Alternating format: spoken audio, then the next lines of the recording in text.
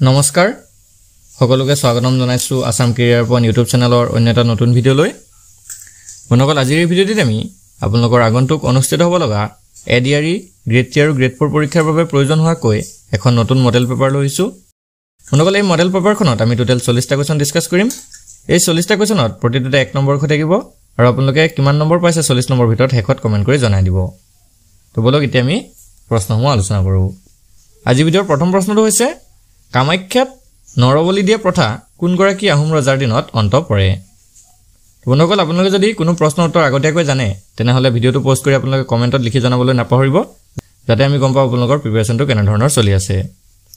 তো ইয়াতে আমাক সুধিছে যে কামাখ্যা মন্দিৰত নৰবলি দিয়া প্ৰথাটো কোনগৰাকী আহোম ৰজাৰ দিনত অন্ত পৰিছিল ইয়াৰ শুদ্ধটো অপচন এ স্বৰ্গদেউ গৰিনাথ সিংহৰ তো স্বৰ্গদেউ গৰিনাথ সিংহৰ দিনতে কামাখ্যা মন্দিৰত নৰবলি অৰ্থাৎ মানুহক বলি দিয়া প্ৰথাটো বন্ধ কৰিছিল নেক্সট কোৱেশ্চনটো হৈছে কোনগৰাকী আহোম ৰজাই কামাখ্যা দেৱীৰ সন্তুষ্টিৰ অৰ্থে 1 লক্ষ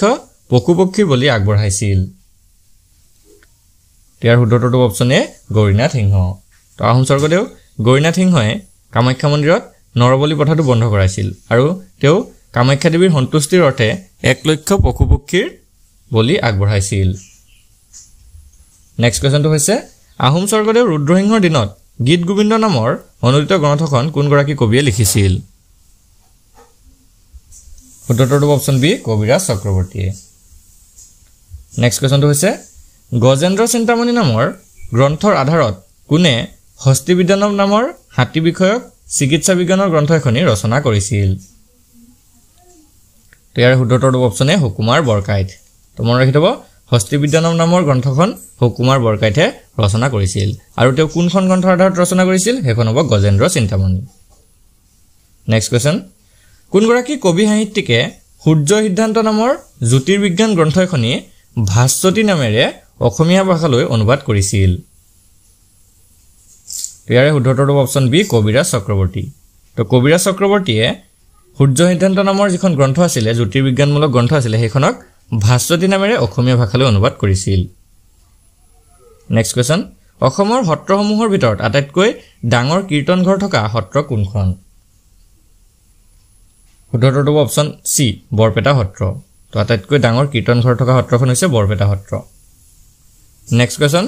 হাজোৰ পুৱামক্কা মছজিদটো কোনে নিৰ্মাণ কৰিছিল তো খুব ইম্পৰ্টেন্ট প্ৰশ্ন তো ইয়াৰে মনত ৰাখিব শুদ্ধটো হৈছে অপচন ডি গিয়াসুদ্দিন আউলিয়া নেক্সট কোৱেশ্চন অসমৰ সংস্কৃতিৰ ভেটি গঢ়োতা বুলি কোনটো গোষ্ঠীক কোৱা হয় ৰাইট আনসাৰটো অপচন সি অষ্ট্ৰিক নিখাতসকলক তো অষ্ট্ৰিক নিখাতসকলক অসমীয়া সংস্কৃতিৰ ভেটি গঢ়োতা বুলি কোৱা হয় নেক্সট কোৱেশ্চন অসমীয়া সাহিত্য সংস্কৃতিৰ প্ৰাণপুৰুষ বুলি কাক কোৱা হয় বন্ধুসকল এটো আমি সকলোৱে জনাটো দৰকাৰ ইয়াৰ ৰাইট আনসাৰটো অপচন এ শ্ৰীমন্ত শংকৰদেৱক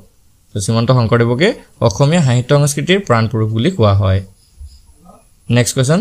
সংস্কৃতিৰ প্ৰত্যক্ষ বাহক বুলিলে তলৰ কোনটোক বুজা যায় ৰাইট আনসাৰটো হৈছে অপচন বি ভাষা তো ভাষাক সংস্কৃতিৰ প্ৰত্যক্ষ বাহক বুলি কোৱা হয়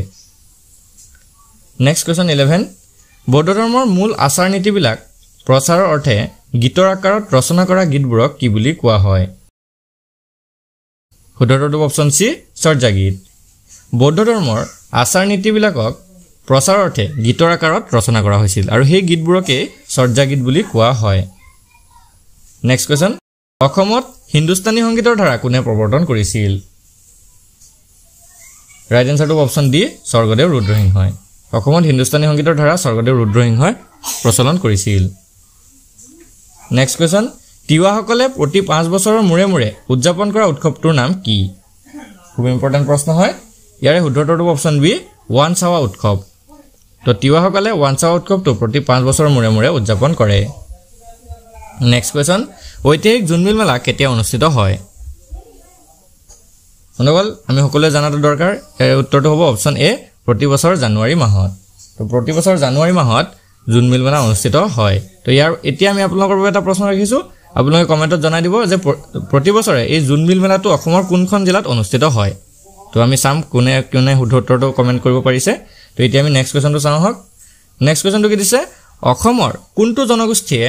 বাইখু আৰু ফৰকান্তি উৎসৱটো পালন কৰে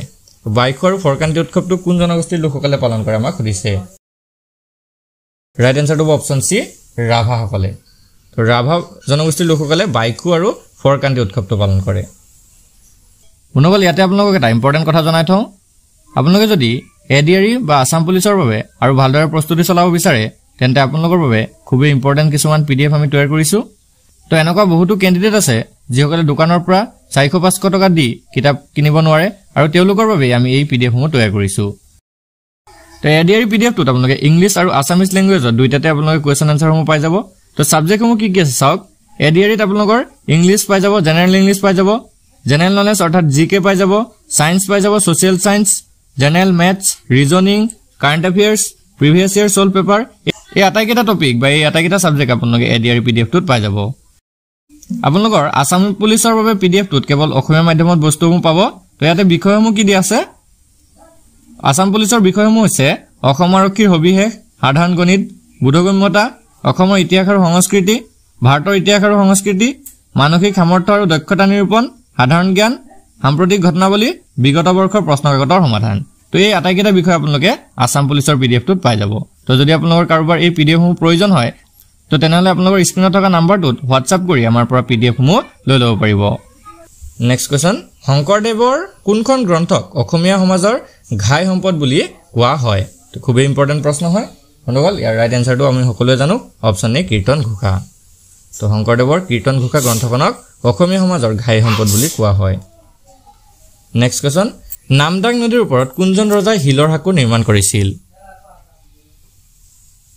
উত্তৰটো অপচন ডি স্বৰ্গদেউ ৰুদ্ৰসিংহই আহোম স্বৰ্গদেউ ৰুদ্ৰসিংহই নামদাং নদীৰ ওপৰত হিলৰ হাকো নিৰ্মাণ কৰিছিল নেক্সট কোৱেশ্চন অসমৰ সংস্কৃতিৰ ভেটি গঢ়োতা বুলি কোনটো গোষ্ঠীক কোৱা হয় মনগলে এই কোৱেশ্চনটো ৰিপিট হৈছে তো ইয়াৰ অপচন চিটো হৈ যাব কাৰেক্ট আনসাৰ আপোনালোকে মনত ৰাখি ল'ব নেক্সট কোৱেশ্চন হাইদং গীত তলৰ কোনটো জনগোষ্ঠীৰ উল্লেখযোগ্য গীত ইয়াৰে শুদ্ধটো যাব অপচন এ সোণোৱালসকলৰ তো হাইদং গীতটো হৈছে সোণোৱালসকলৰ এটা উল্লেখযোগ্য গীত নেক্সট কোৱেশ্চন তিৱা বা লালুংসকলে ৰঙালী বিহুৰ ঠিক পিছৰটো বুধবাৰে উদযাপন কৰা বসন্তকালীন উৎসৱটো কি মনগলে ইয়াৰ শুদ্ধটো অপচন বি সংগ্ৰামী চৱা তিৱা বা লালুংসকলে ৰঙালী বিহুৰ ঠিক পিছৰটো বুধবাৰে সংগ্ৰামী চৱা উৎসৱটো পালন কৰে নেক্সট কোৱেশ্চন সাঁওতালসকলে শৰৎকালত পালন কৰা দাসাই উৎসৱত পৰিৱেশন কৰা নৃত্যবিধৰ নাম কি ৰাইট এনসাৰটো হ'ব অপচন ডি লৰাই নৃত্য সাঁওতালসকলে দাসাই উৎসৱত পালন কৰা নৃত্যটো হৈছে লৰাই নৃত্য নেক্সট কোৱেশ্চনটো হৈছে খেৰাই পূজা কোনটো জনগোষ্ঠীয়ে পালন কৰে মোষ্ট ইম্পৰ্টেণ্ট প্ৰশ্ন হয় খেৰাই পূজাটো কোনটো জনগোষ্ঠীৰ লোকসকলে পালন কৰে আপোনালোকে কমেণ্টত জনাবলৈ চেষ্টা কৰিব বন্ধুসকল ইয়াৰ ৰাইট এনসাৰটো হ'ব অপচন চি বড়োসকলে তো বড়ো জনগোষ্ঠীৰ লোকসকলে খেৰাই পূজাটো উদযাপন কৰে নেক্সট কোৱেশ্চনটো হৈছে সুমাংকা নৃত্য তলৰ কোনটো জনগোষ্ঠীয় সমাজত প্ৰচলিত ধৰ্মীয় উৎসৱৰ নৃত্য ৰাইট এনসাৰটো অপচন বি কাৰ্বিসকলৰ নেক্সট কোৱেশ্চন মিচিংসকলৰ এটি প্ৰাচীন কৃষি উৎসৱৰ নাম কি শুদ্ধটো অপচন বি আলি আই লৃগাং মিচিংসকলৰ এটি প্ৰাচীন কৃষি উৎসৱ হৈছে আলি আই লৃগাং আমি সকলোৱেটো জনাটো দৰকাৰ নেক্সট কোৱেশ্চন অসমত দুৰ্গা পূজাত কেতিয়াৰ পৰা মূৰ্তি প্ৰচলন হয় খুব ইম্পৰ্টেণ্ট প্ৰশ্ন হয় তো ইয়াৰে ৰাইট এনসাৰটো অপচন বি আহোম স্বৰ্গদেউ প্ৰতাপসিংহৰ দিনৰ পৰা কোনজনা আহোম ৰজাই সৰ্বপ্ৰথম সাংগঠনিকভাৱে আহোম ৰাজপ্ৰসাদত এসপ্তাহ দিন ধৰি বিহু উৎসৱটো পালন কৰিছিল ইয়াৰে শুদ্ধটো অপচন বি ৰুদ্ৰসিংহ আহোম স্বৰ্গদেউ ৰুদ্ৰসিংহই আহোম ৰাজপ্ৰসাদত এসপ্তাহ দিন ধৰি বিহু উৎসৱটো পালন কৰিছিল নেক্সট কোৱেশ্চন হিন্দু মুছলমানৰ মহামিলনৰ তীৰ্থস্থান বুলি অসমৰ কোনখন ঠাইক কোৱা হয় মনগলে ৰাইট এনসাৰটো হৈ যাব অপচন চি হাজু অসমৰ হাজু নামৰ ঠাইখনক হিন্দু আৰু মুছলমানসকলৰ মহামিলনৰ তীৰ্থস্থান বুলি কোৱা হয় নেক্সট কোৱেশ্চন কামাখ্যা মন্দিৰ গুৱাহাটীৰ কোনটো পাহাৰত অৱস্থিত